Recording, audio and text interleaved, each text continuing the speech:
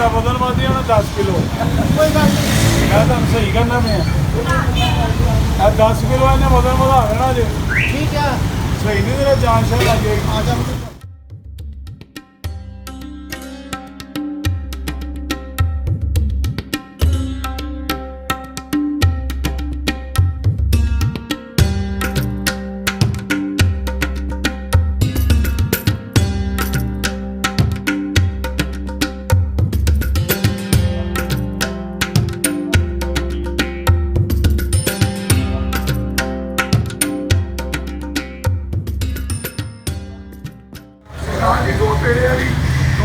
दो पेड़े दी तो मैं 10 लवो हेलो जी वाह जी वाह आ गई गल वो तो मैंने तरीका पता नहीं चलो बस ठीक है सब जानता है। बाजी एक पेड़े वाली 4 सादा लस्सियां दे दियो।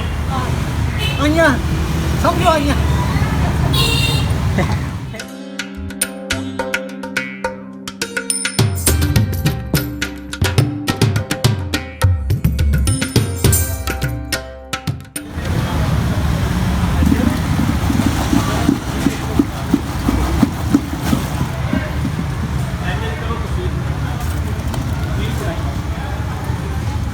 चला गया है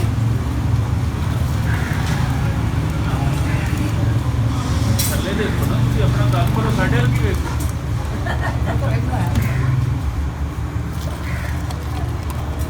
सरदार जी बन गई वीडियो बस कर दो। एक ही आंदा है फिर बना लेंगे। अच्छा लस्सी पीने तो बाद तेरे तो ऐड की लोड़ नहीं सुने मिक्स हो जाएगा भाई।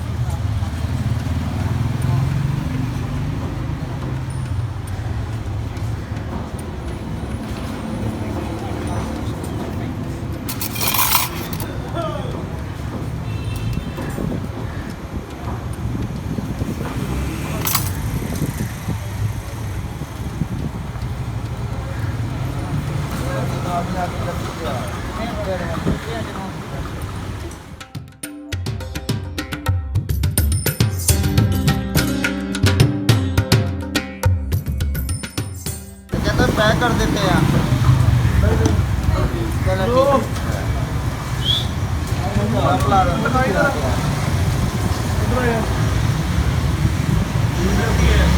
पैक करके दस्या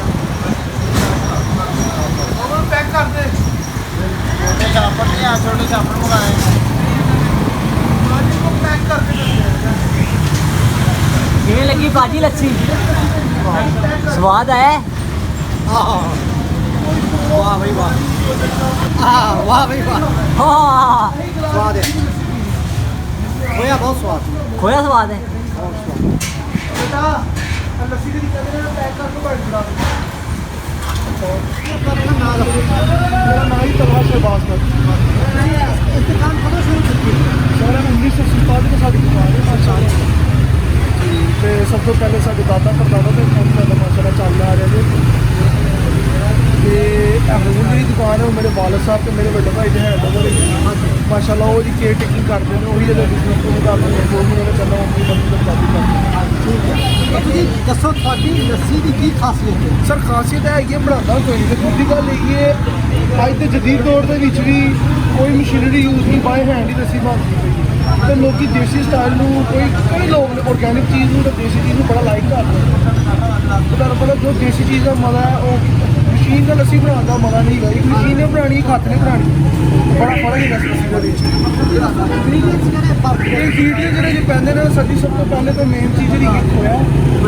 ਦੂਜੇ ਨੰਬਰ 'ਤੇ ਜੀ ਦੁੱਧ ਹੈ ਕਿਉਂਕਿ ਸਾਡਾ ਮਾਸ਼ਾਅੱਲਾ ਆਪਣੀ ਡੇਅਰੀ ਸਾਡਾ ਆਪਣਾ ਕੀ ਕਰਦਾ ਤੇ ਸਾਨੂੰ ਪਤਾ ਸੀ ਆਪਣੀ ਕੁਆਲਿਟੀ ਕਿਵੇਂ ਮੇਨਟੇਨ ਕਰਨੀ ਤੇ ਅਸੀਂ ਖੋਏ ਨੂੰ ਘੋਟਾ ਰੱਖਦੇ ਖੋਏ ਆਪਣਾ ਮੱਖਣ ਛਾੜ ਕੇ ਫਿਰ ਉਹਦੀ ਅਸੀਂ ਸਪਲਾਈ ਕੱਢਦੇ ਹਾਂ ਫਿਰ ਗਲਾਸਾਂ 'ਚ ਮੱਖਣ ਪਾਉਂਦੇ ਹਾਂ ਸਪਲਾਈ ਕਰਦੇ ਹਾਂ ਉੱਤੇ ਖੋਇਆ ਪਾਉਂਦੇ ਹਾਂ ਇਹ ਤਿੰਨ ਚੀਜ਼ਾਂ ਮਿਲਦੀਆਂ ਤੇ ਫਿਰ ਜਾ ਕੇ ਲੱਸੀ ਤਿਆਰ ਹੁੰਦੀ ਹੈ। ਹਾਂਜੀ ਇਸ ਤਰ੍ਹਾਂ ਤੁਹਾਡੀ ਦੁਕਾਨ ਤੇ ਕਿਸ ਤਰ੍ਹਾਂ ਦੇ ਗਾਹਕ ਹੁੰਦੇ ਬੱਚੇ ਬਜ਼ੁਰਗ ਕਿਸ ਤਰ੍ਹਾਂ ਦੀ ਹਰ ਕਿਸਮ ਦਾ ਬੱਚੇ ਹੋਣ ਭਾਵੇਂ ਬੁੜੇ ਹੋਣ ਤੇ ਭਾਵੇਂ ਫੈਮਲੀਆਂ ਜੋ ਮਰਜ਼ੀ ਹੋ ਸਾਰਾ ਲੱਸੀ ਇਹ ਨਾ ਹਰ ਬੰਦੇ ਨੂੰ ਪਿਆਰਾ ਤਾਂ ਜਦੋਂ ਹੁਣ ਨਵੰਬਰ ਨੂੰ ਗੁਰਪੁਰਬ ਜਦੋਂ ਆਉਂਦੇ ਹੁੰਦੇ ਆ ਜਦੋਂ ਸਿੱਖ ਆਉਂਦੇ ਹੁੰਦੇ ਆ ਸਰ ਇੱਥੇ ਹੁੰਦੇ ਹੁੰਦੇ ਸਰ ਆਉਂਦੇ ਨੇ ਤੇ ਬੇਤਹਾਸ਼ਾ ਆਉਂਦੇ ਤੇ ਅਸੀਂ ਉਹਦੀ ਬੜੀ ਖਿਦਮਤ ਕਰਦੇ ਸੀ ਕਿ ਸਾਥ ਦੇ ਵਿੱਚ ਕਿਉਂਕਿ ਉਹ ਆਊਟ ਆਫ ਕੰਟਰੀ ਆਉਂਦੇ ਨੇ ਸਾਡਾ ਕੰਮ ਉਹਨਾਂ ਦੀ ਖਿਦਮਤ ਕਰਨਾ ਹਾਂਜੀ